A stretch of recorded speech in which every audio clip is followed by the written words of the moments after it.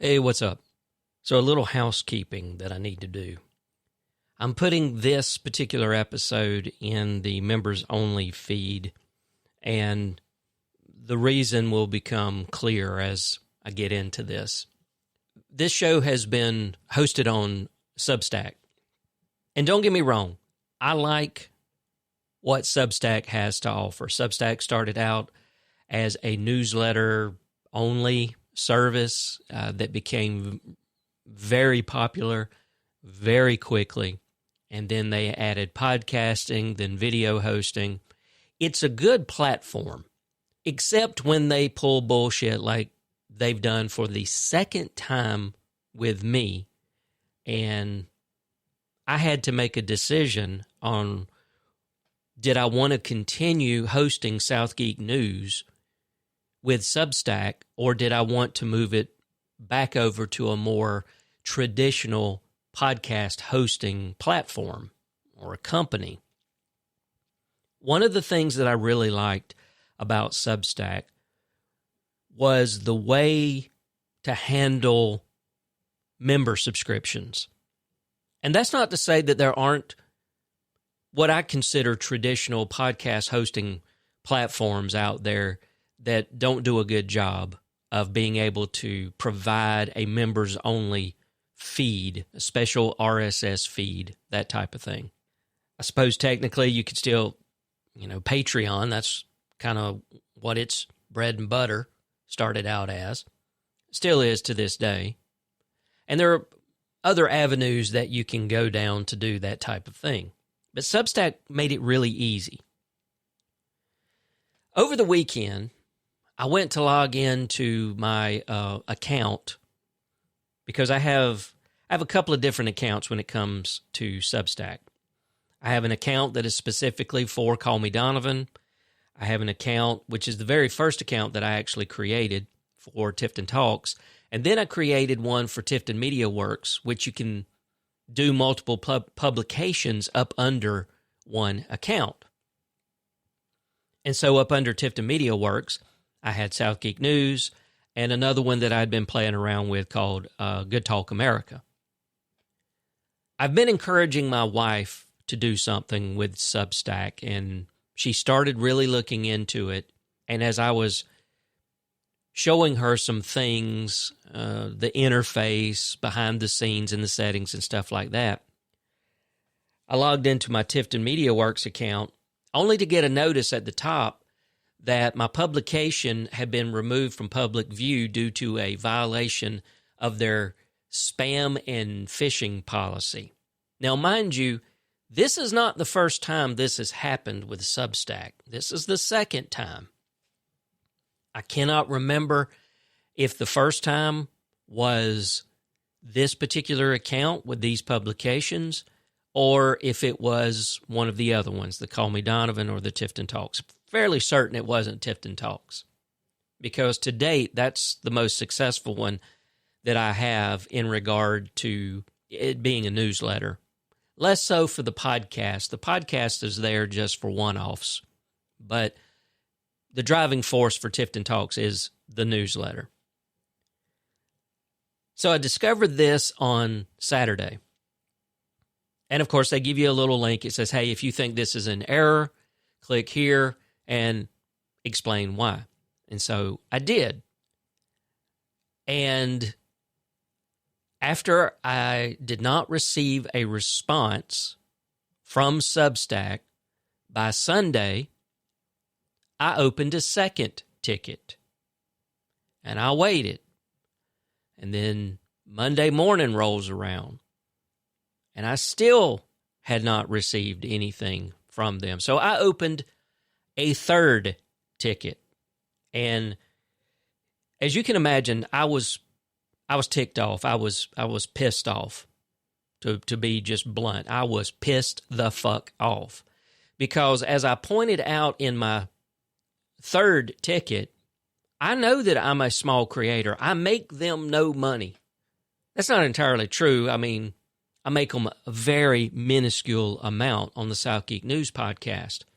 But if I were a larger creator, I probably would have A, this probably wouldn't have happened, and B, if it had, I probably would have a dedicated account manager, or they would have put me up at a higher priority. But because I'm not, and this is only speculation, so I'm not saying this is fact, but because I'm not, I did not get a fucking response from them until around 6:30 p.m. March 31st, Monday evening. And it was exactly what I thought it was. We're sorry, the system accidentally tagged you as a spam account. I have corrected this. Oh, fucking joy. I'd only been trying to get you to do that for 3 goddamn days. And don't give me this bullshit of, oh, it was the weekend. You're a 24/7 company. You have people that work 24/7 in support. I know it. You have to. But you took 3 days. Substack took 3 days for them to get back to me. And granted, this week is, we do the SouthGeek News show every 2 weeks. This Wednesday would be a recording day for me to get it edited and posted up for release on Friday. And so I had a decision to make. And I started looking at other podcast hosting platforms, again, some that I had used in the past, some I had used in the way past. And so SouthGeek News has been moved over to Spreaker. Now, they do have a supporters section. I'm not entirely sure. I'm still learning how all of that works. I set it at the same $5 level that I had on Substack. So all I can say is if you're one of the members that are getting this right now, go to southgeeknews.com. It automatically forwards to where the show is now hosted on Spreaker. The RSS feed should have automatically redirected. But if it hasn't, then please double check your settings in your favorite podcasting app on your phone or what have you, and just make sure that it's pointed to the appropriate feed, because all the new shows will no longer be on Substack. SouthGeek News has officially moved over to Spreaker. And to be fair, it's going to be there for at least a year, because in my irritated state yesterday and not really paying attention, and you'll get a good chuckle out of this, I accidentally paid for the entire year of $216. That was not my intention. I was trying to sign up for a monthly at $20 a month, and I was trying to make some changes to the credit card and what have you, and I refreshed the page. And the one thing that a complaint that I have for Spreaker is it automatically defaulted to annual. I wasn't paying attention because I'd already clicked the slider once over to monthly, but I guess I got distracted. It's on me. It's my mistake. It's my money. I fucked up.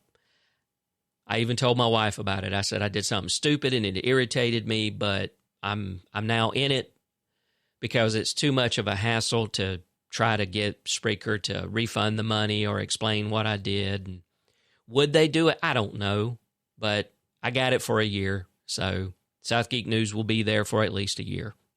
And the platform, I used Spreaker way back in the day, like, God, probably 2015, somewhere in there. And their platform has come a long way. The interface looks good. Their embedded player kind of looks the same as the way it always has. But, you've got some additional capabilities. They do dynamic ad insertion, so I've requested to be added to that. And, of course, they've just recently added the supporters section so that you can produce content only for your paid members. What I don't know about that is if paid members get a special RSS feed or not. So I'll try to figure that out and let everybody know in the main feed. But moving forward, I just wanted to give an update because the members-only feed for this show should still be, that special RSS feed that comes off of Substack should still be active if you're a paying member. So that's the reason why this is going in that feed, but the public feed should be switched over to Spreaker. Anyway, thank you for listening to me ramble and explain the reason why the show has moved. If you see any kind of inconsistencies, like if it downloads them again to your podcasting app or something like that, my apologies. But I had no idea if they were ever going to get back to me. And unfortunately, Substack seems to be one of those companies, kind of like Google, kind of like YouTube, that there's no other recourse but to just wait on somebody to get back to you when you've opened a ticket.